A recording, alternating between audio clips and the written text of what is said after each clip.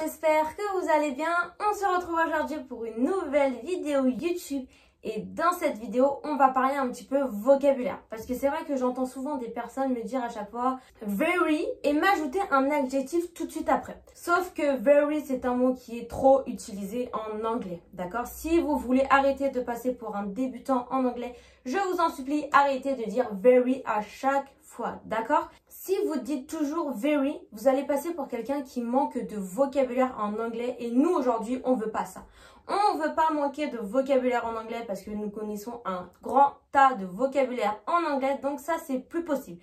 Et aujourd'hui, dans cette vidéo, je vais vous apprendre plein de nouveaux mots pour que vous évitez de dire à chaque fois « very ». D'accord? Donc si tu es prêt à apprendre plein de nouveaux vocabulaires, aujourd'hui, je t'invite à prendre un cahier avec toi et un stylo afin de pouvoir tout noter pour pouvoir les relire et pouvoir les retenir plus tard. Et si tu es prêt, si tu as ton cahier, ton stylo, eh bien, on y va pour le début de la vidéo.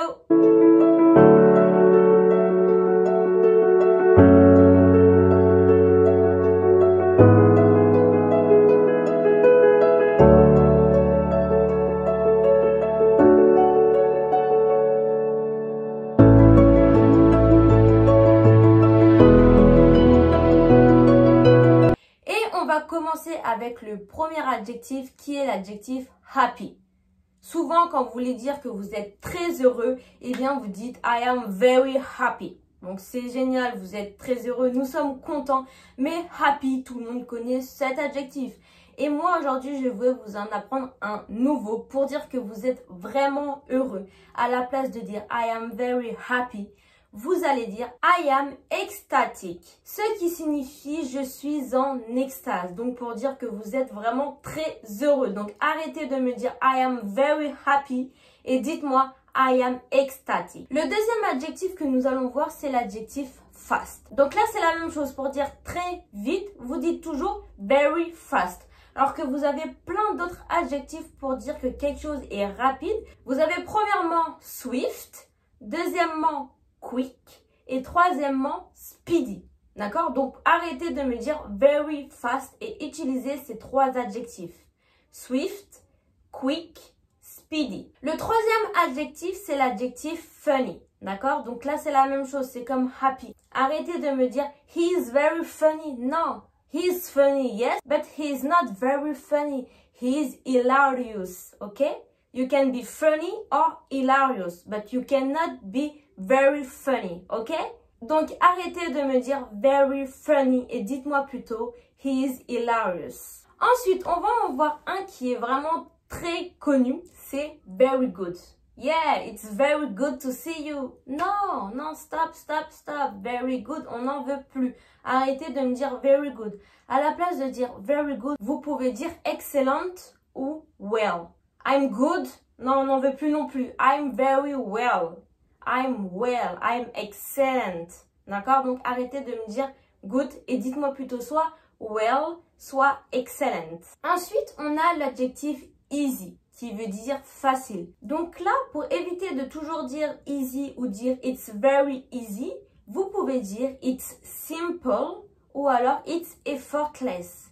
C'est sans effort, effortless. Donc, very easy, on arrête, on stop. On dit soit easy, simple or effortless. Ensuite, on a very excited. So, you can be excited, but not very excited. Si tu veux dire que tu es vraiment très excité, vraiment très très content, à la place de dire excited, I am very excited, you can say I am ready. I am ready, qui signifie je suis excité. Ensuite, on a l'adjectif calm. Donc, à la place de dire I am very calm, you can say I am serene ou alors I am peaceful, qui veut dire du coup je suis calme. Ensuite, nous avons l'adjectif careful, qui veut dire faire attention. Donc, à la place de dire very careful, you can say I am cautious, je suis prudent. I am cautious. Ensuite, on en a un vraiment très connu également qui est l'adjectif difficult. It's difficult. I know it's difficult, but it's very difficult. Non, non, non, pareil, là c'est la même chose. Very difficult, on n'en veut pas, d'accord? Pour dire que quelque chose est vraiment très dur, vous pouvez soit dire hard, ou alors harsh, tough, rough. Ou pour finir, arduous. Ok, donc là, vous en avez 5. D'accord? Donc, arrêtez de me dire very difficult. Donc, soit vous me dites it is hard, it is harsh, it is tough, it is rough, ou alors it is arduous. Ok? Mais on arrête it is very difficult. J'en veux plus. D'accord? Ensuite, on va voir l'adjectif expensive. Donc, pour dire que quelque chose est cher, it's expensive. Ou alors que quelque chose est très cher, vous ne me dites pas it's very expensive. Mais à la place de dire it's very expensive, vous pouvez me dire it's costly ou alors it's pricey. Costly, pricey. Pour me dire que quelque chose est vraiment très cher, d'accord? Et on arrête it's very expensive. Je peux plus l'entendre. Ensuite, pour pouvoir dire que quelque chose est génial, arrêtez de me dire it's very great ou alors it's very nice. Non, vous pouvez me dire it's awesome ou alors it's terrific. Awesome, terrific. Donc ça, c'est pour dire que quelque chose est vraiment génial. Ensuite, on va voir les autres façons de dire chaud et froid. On a toujours l'habitude de dire it's hot ou alors it's cold. Donc ça, c'est les deux mots que tout le monde connaît. Mais il y a plein d'autres adjectifs pour dire qu'il fait chaud ou qu'il fait froid à la place de dire hot et cold. Pour dire qu'il fait chaud, on peut soit dire warm ou sweltering. Et pour dire qu'il fait froid, vous pouvez dire it's cool, it's frigid, it's chilly. Ou alors, s'il fait vraiment très froid, à vous en geler, it's freezing. D'accord? Donc là, j'ai commencé du moins froid jusqu'au gelé. D'accord? Donc cool, c'est quand il fait froid, mais encore ça va.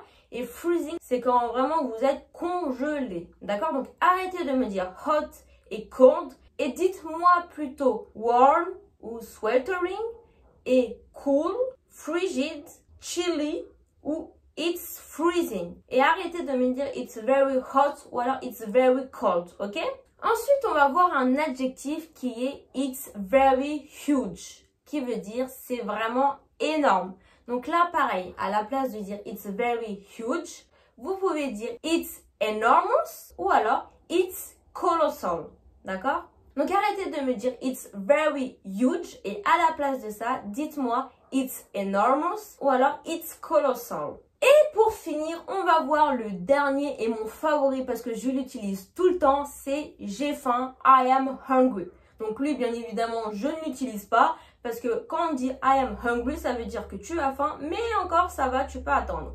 Mais si tu as vraiment faim, au lieu de dire I am very hungry, eh bien, tu dois me dire I am starving. Donc, celui-là, c'est celui que j'utilise le plus puisque j'ai toujours faim. Donc, je dis toujours I am starving. D'accord? Donc, arrêtez de me dire I am very hungry. D'accord? Et dites-moi I am starving. Et voilà, c'est tout pour cette petite vidéo sur comment éviter de dire very en anglais. Parce que voilà, very par-ci, very par-là, on en a marre, d'accord? Very, on en a marre de l'entendre, d'accord? Et il faut que vous appreniez du vocabulaire vraiment en anglais pour arrêter de passer pour des débutants, d'accord? Le vocabulaire, c'est vraiment quelque chose de très important. Si vous dites toujours le même vocabulaire ou alors que vous voulez parler, mais que vous n'avez pas assez de vocabulaire, du coup, vous utilisez very à chaque début de mot ou alors à chaque début de phrase parce que vous manquez de vocabulaire, on va vous prendre pour des débutants en anglais. Donc, n'hésitez pas à re-regarder la vidéo, à écrire tout le mot de vocabulaire que je vous ai appris dans cette vidéo parce que c'est vraiment très important. Si vous voulez passer pour une personne confirmée en anglais, si vous voulez vous entraîner, n'hésitez pas à m'écrire en commentaire plein de petites phrases avec le vocabulaire qu'on a vu juste aujourd'hui pour pouvoir vous entraîner à l'utiliser. Comme ça, moi, je pourrais vous corriger. Si ce type de vidéo vous a plu énormément, n'hésitez pas aussi à me le dire en commentaire. Comme ça, moi, je pourrais refaire d'autres vidéos dans ce style-là. Si vous avez aimé, n'hésitez pas à mettre un petit pouce bleu et à vous abonner. Ça me ferait énormément plaisir. Et on se retrouve la semaine prochaine pour la prochaine vidéo. Ciao, ciao!